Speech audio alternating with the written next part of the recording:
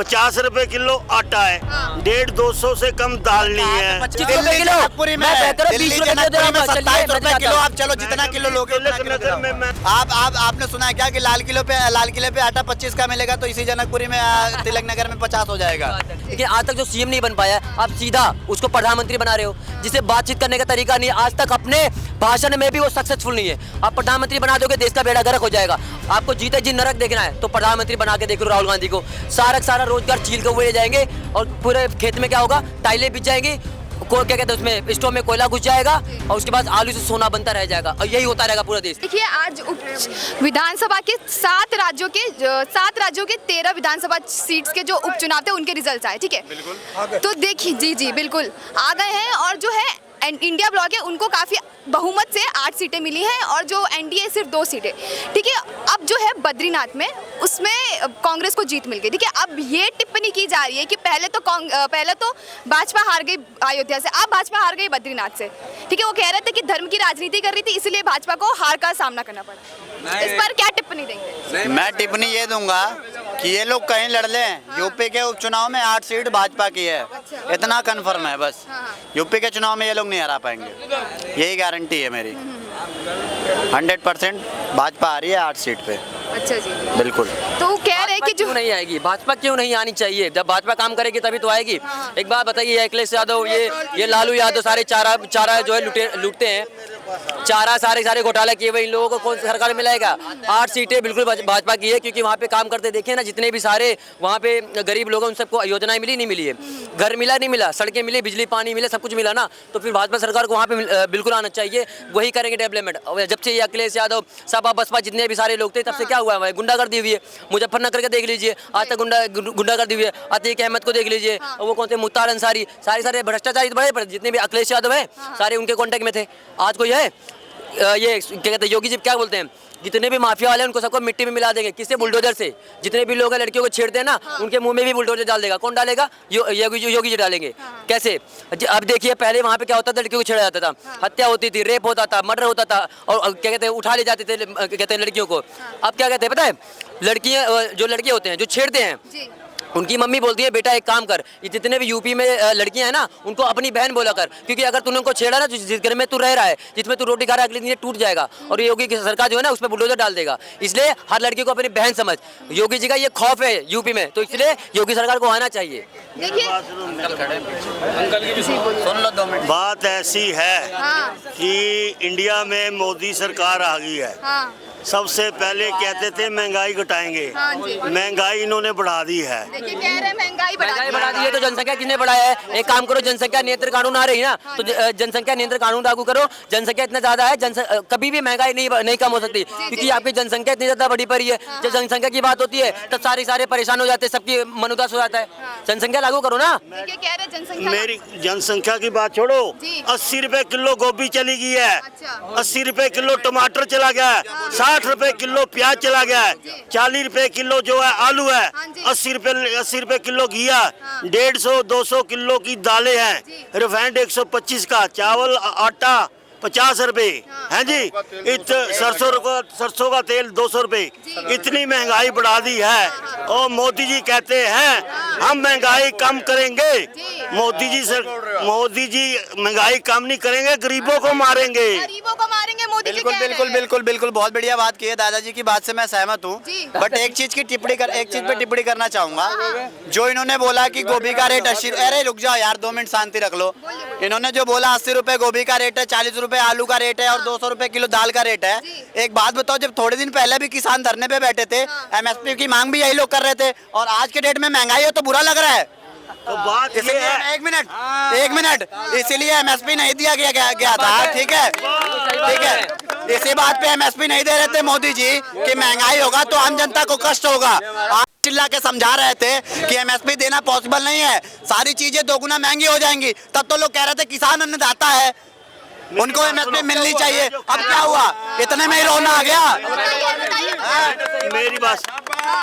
मेरी बात सुनो। हाँ बताइए, बोलिए। जो है किसानों से हाँ। अनाज लेके, धान लेके, हाँ। सस्ता लेके, हाँ। सब्जियां सस्ती लेके हाँ। आगे महंगी बेचते हैं पब्लिक को। मैडम एक बात बताइए, एक सेकंड। आप एक बात बताओ, किसानों से सस्ता लेके या कुछ भी, मैं आपसे सर पूछना चाहूंगा, कहीं आपने सुना है कि कभी सरकार की या किसी की ऐसी संस्था जो सब्जी खरीद के खुद अपने आदमी लगा के बेचती हो? मैं तो पहली बार सुन रहा हूँ। मेरी बात नहीं समझे। किसानों से गवर्नमेंट लेती है ना, गवर्नमेंट लेती है, मानो मेरा कहना। हाँ, सब्जी, चावल, 1 किलो धान लेते 2 किलो पूरा थोक में लेते हैं ना, कुंटलों में लेते हैं ना, तो आपको थोड़ा प्रॉफिट देते नहीं देते हैं? पब्लिक को महंगा देते हैं। 50 रुपए किलो चावल है, 50 रुपए किलो आटा है, 150-200 से कम दाल नहीं है। 50 रुपए किलो आटा है। मैं चलो 1 मिनट, 26 से 27 रुपए किलो, जितना किलो चाहिए चलो मैं दिलाता हूँ। वो भी 50 रुपए किलो मैंने बात कर रहा हूँ। 25 रुपए किलो, जनकपुरी में 27 रुपए किलो। आप चलो जितना किलो लोगे तिलक नगर में मैंने अपने हाथ से 50 रुपए किलो आटा लिया है और 50 रुपए किलो चावल तिलक नगर में। चलो 100 रुपए किलो। 1 मिनट लिया होगा, मल्टीग्रेन खाते हैं अंकल जी, मल्टीग्रेन खाते हैं। अंकल जी की बात मान लिया। वैसे सबको पता है कि चावल 32 रुपए किलो है, आटा 27 रुपए किलो, सबको पता है। अंकल की बातें झूठी है, लेकिन मैंने अंकल की बात मान ली 100 रुपए किलो है। लेकिन अंकल जो कह रहे थे किसान अन्नदाता है, किसान ये करना चाहता है, एमएसपी पे जब सरकार बोली थी कि ये देना पॉसिबल नहीं है, तो बोलो वो चीज गलत था। मेरी एक बात सुनो, मैं जो कह रहा हूँ ये मेरे साथ तिलक नगर में चले, ये मेरे साथ तिलक नगर में चले, मैं दुकान पे ले जाता हूँ। उस दुकान पे 50 रुपए किलो आटा, 50 रुपए किलो चावल मिल रहा है। देखिए कह रहे हैं महंगाई है भाई, बहुत महंगा मिल रहा है सारा। तो क्यों रो रहे हो आप फिर? अब एमएसपी दे दी गई, थोड़ा सा रेट बढ़ा दिया गया, तो अब सबको रोना आ रहा है। आप रोना आ रहा है। चाहिए और रेट भी कम चाहिए, एमएसपी भी चाहिए और रेट भी कम चाहिए। हाँ। एक तरफ तो एमएसपी 5 महीने हो गए रोड रोका हुआ हाईवे पूरा, दुनिया को इतना परेशान कर रखा है। हरियाणा कोर्ट के जज ने ऑर्डर कर दिया है, जितने बैरियर हैं शंभू में सारे बैरियर हटा दिए जाएं। हरियाणा पुलिस को जज ने कह दिया है। वो हरियाणा पुलिस बैरियर सब हटा रही है वहाँ से। 5 महीने जो दुनिया परेशान हुई दिल्ली आ है, सके। जो आदमी आधे घंटे का सफर करता है, उस सफर को करने के लिए 3 घंटे लगते हैं, उसका जिम्मेदार कौन है? यहाँ पे इतना ज्यादा क्या कहते हैं जनसंख्या होने के बाद 140 करोड़, पाकिस्तान की हालत देख लीजिए, 200 किलो रुपए आटा है, यहाँ पे 25 रुपए में इन लोगों को दिक्कत हो रही है। बताओ ये हालत है, वहाँ कितनी जनसंख्या है? 22 से 23 करोड़ रुपए। अब आटे चावल और गेहूं पे अंकल आए हैं तो उस पे बात कर लेते हैं। 2003 में जब अटल बिहारी वाजपेयी जी की सरकार हटी थी, आटे का रेट था 5 से 8 रुपए किलो के बीच। 10 साल का इनकी कांग्रेस की सरकार रही मनमोहन सिंह की। आप नोट कर लो, जितनी मैं बता रहा हूँ आप सर्च कर सकते हो गूगल पे, ये कोई झूठा फैक्ट नहीं है, ठीक है? आप सर्च कर लो, जब कांग्रेस की सरकार हटी लास्ट टाइम पे, ठीक है, तो इनका रेट था 24 रुपए प्रति किलो। 8 रुपए से आटा 24 रुपए पहुंच गया। आज 24 से 28-29 है, तो आपको बुरा लग रहा है? कितनी बड़ी महंगाई। उसके बाद जी मैं कह रहा हूँ मेरे साथ आप तिलक नगर में चलो, दुकान पे चलो, 50 रुपए किलो आटा, 50 रुपए किलो चावल है। उसी तिलक नगर से दो मेट्रो स्टेशन आगे जनकपुरी में भी रहता हूँ, 27 रुपए किलो आटा खरीद के ले जाता हूँ, बोरी भर के 10 किलो। और तिलक नगर की बात कर रहा हूँ, तिलक नगर की, तिलक नगर। मतलब आप सुने हो क्या कहीं पे? आपने सुना है क्या कि लाल किले पे आटा 25 का मिलेगा, तो इसी जनकपुरी में तिलक नगर में 50 हो जाएगा? इतनी भी ड्यूटी फास्ट होती है क्या कहीं की? सुना है आपने? मैंने अपने खुद हाथों से लिया है। तो हम भी अपने हाथों से लेते हैं, पैसे नहीं लेते, हम भी लेते हैं 27 रुपए किलो आटा। देखिए अब कह रहे हैं कि महंगाई बढ़ गई, और इसके साथ एक और आरोप लग रहा है कि बीजेपी भाई जॉब्स भी नहीं दे रही है युवाओं को, और महंगाई भी बढ़ा रही है। किसने कहा? कैसे नहीं दे रही है? ये जो 8 करोड़ युवाओं को रोजगार मिला, 2.5 करोड़ जो है कहते हैं क्या कटा था, एसआई कटी थी, PFSI, अब उसके बारे में नहीं सुनेंगे? आप देख लो, गए ना, अरे कटा जाए, सबको मिलता है रोजगार। और एक बात बताइए, ये जितने भी सारे क्या कहते हैं घर बने हुए जो सरकार ने दिया है, आवास योजना दिया हुआ है, सिलेंडर दिया है, सड़कें बन रही है, इसमें क्या रोबोट काम कर रहे हैं? कार तो काम इंसानी काम कर रहा है ना, फिर उसमें रोजगार नहीं मिल रहा है। ये जो मंदिर बन रहा है, हाईवे पर, उसमें इंजीनियर काम नहीं कर रहा है। किससे सामान खरीदा जाता है? कंपनी से खरीदा जाता है ना। अल्ट्राटेक का जितना सीमेंट होता है कौन खरीदता है? पाकिस्तान से आता है या फिर चाइना से आता है? आता है इसी देश से ना, तो फिर इन लोगों को रोजगार नहीं मिल रहा है।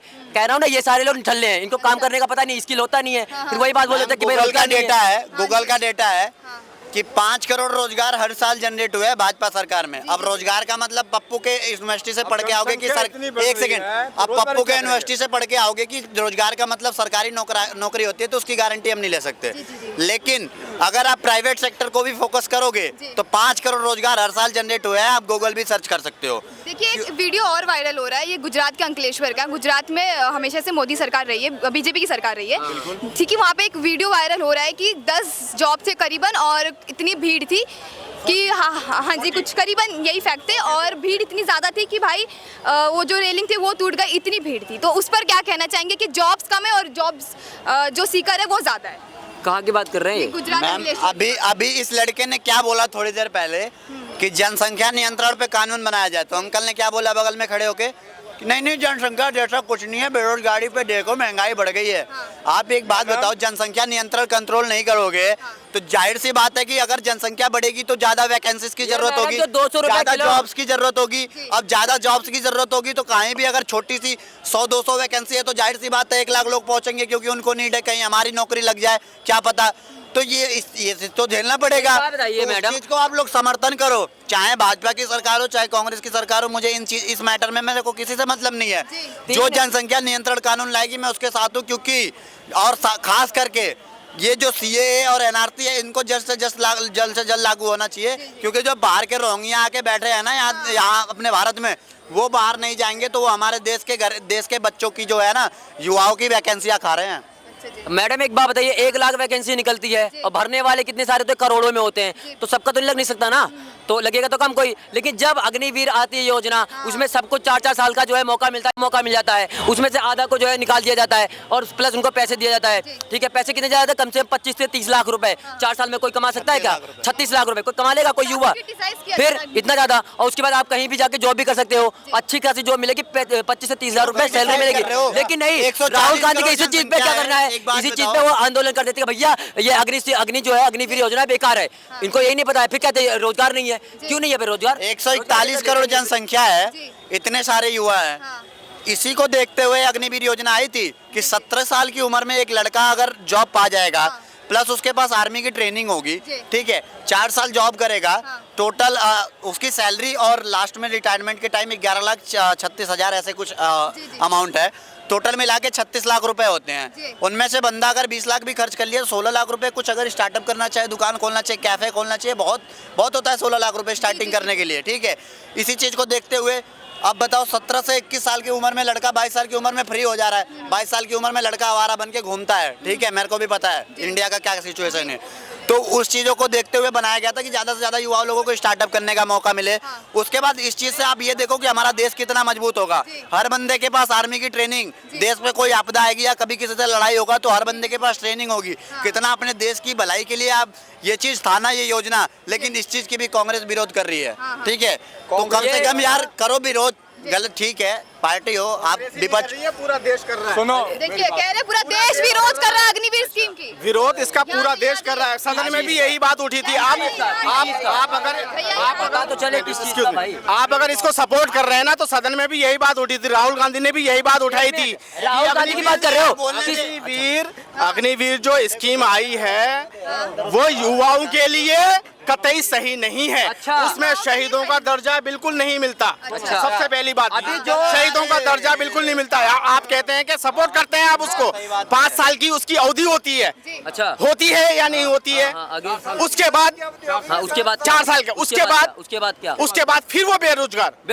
देखिए उसके बाद मैं कहता हूँ फिर वो पढ़ाई लिखाई करना बहुत जरूरी है। पढ़ाई लिखाई नहीं करोगे तो 4 लोगों के बीच में ऐसी बेइज्जती हो जाएगी। पूछे कैसे? अभी मैंने क्या बोला, 4 साल की ट्रेनिंग, ठीक है ना। कोई आपदा आती है तो वही सैनिक आके हमारे देश में भी वो करेगा, हेल्प करेगा। और दूसरी बात 36 लाख रुपए रिटायरमेंट बाद मिल रही है और 25 से 30 हजार रुपए आपको महीना मिल रहा है। अब भाग गए ना बेरोजगार यही हाल लोग होंगे। एक पढ़ाई लिखाई लेकर आए हो आप बोलने के लिए, नहीं करोगे तो यही होगा। आप इस चीज को ट्रेनिंग लेकर आए हो बोलने के लिए, यही कहता हूँ ना, पढ़ाई किया करो। ठीक है। इसकी बात अभी करते राहुल गांधी की। एक मिनट, ये लोग बात करेंगे शहीदों के सम्मान की, ये लोग करने लायक हैं।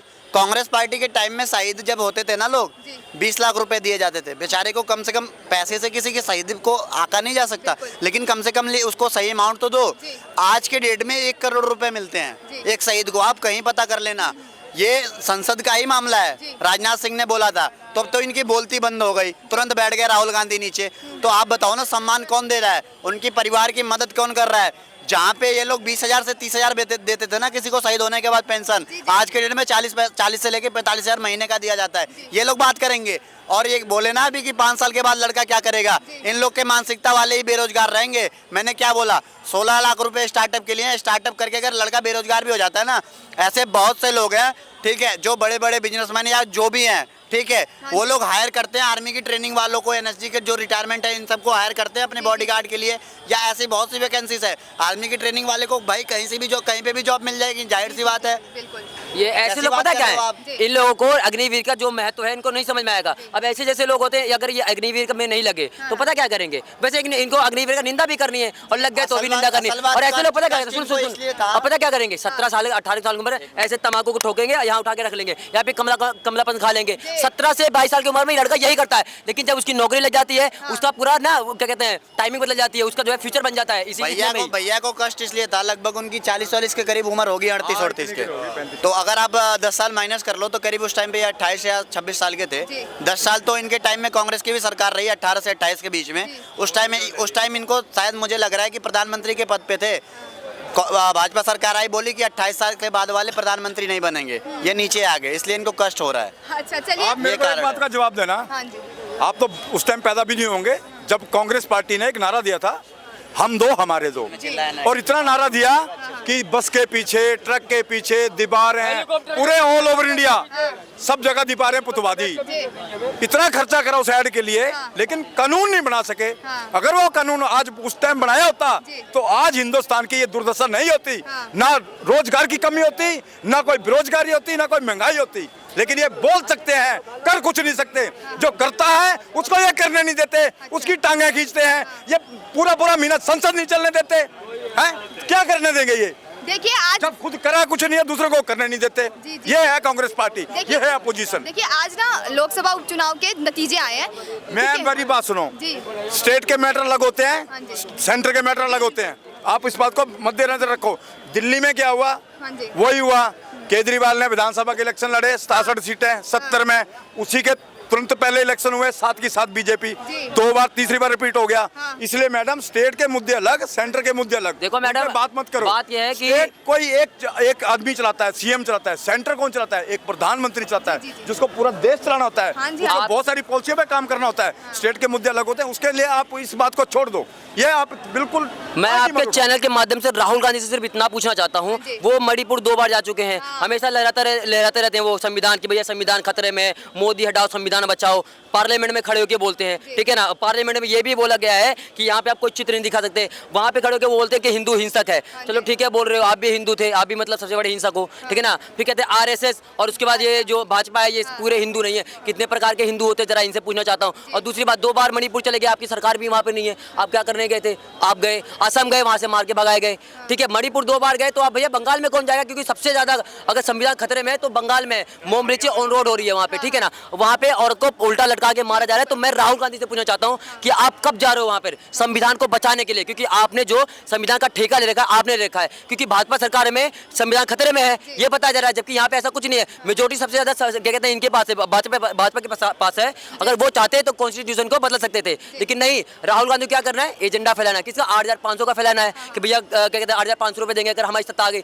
जहाँ पे आपकी सत्ता आई है, जहाँ पे आपके सांसद बने, जितने लोगों ने आपको दिया है वोट, आप कम से कम वहाँ की महिलाओं को तो 8,500 रुपए दो। क्यों नहीं दोगे भाई? उनका दिल आपने वैसे तोड़ दिया, और फिर आपने पहले से वो फॉर्म साइन करवा लिया कि हम देंगे, तो दो ना। फिर पहली बात ये जुमला कर दिया। और क्या कहते हैं ये संविधान खतरे में कहाँ से खतरे में? अब बताइए ना, हमारे देश में क्या दिक्कत है? जहाँ पे हम खड़े ये भी सेंट्रल गवर्नमेंट बना रखा है। तो राहुल गांधी ने ऐसा कौन सा काम कर दिया है? सीएम आज तक वो कहीं के सीएम नहीं बन पाए वो, ठीक है ना। और ना कहीं के सांसद, पहली बार कहीं के सांसद बने हुए हैं, बने होंगे और भी कई बार बने होंगे, लेकिन आज तक जो सीएम नहीं बन पाया, आप सीधा उसको प्रधानमंत्री बना रहे हो, जिसे बातचीत करने का तरीका नहीं है। आज तक अपने भाषण में भी वो सक्सेसफुल नहीं है। आप प्रधानमंत्री बना दोगे, देश का बेड़ा गर्क हो जाएगा। और अगर आपको जीते जी नरक देखना है तो प्रधानमंत्री बना के देख लो राहुल गांधी को। सारा रोजगार छील के हुए ले जाएंगे और पूरे खेत में क्या होगा? टाइलें बिछ जाएंगी, क्या कहते हैं उसमें स्टोव में कोयला घुस जाएगा और उसके बाद आलू से सोना बनता रह जाएगा और यही होता रहेगा पूरा देश, कभी बढ़ नहीं पाएगा देश। और दूसरी बात, अगर मोदी जी काम नहीं किए होते तो जो ये 11वें नंबर पे हमारे देश की जीडीपी है ना,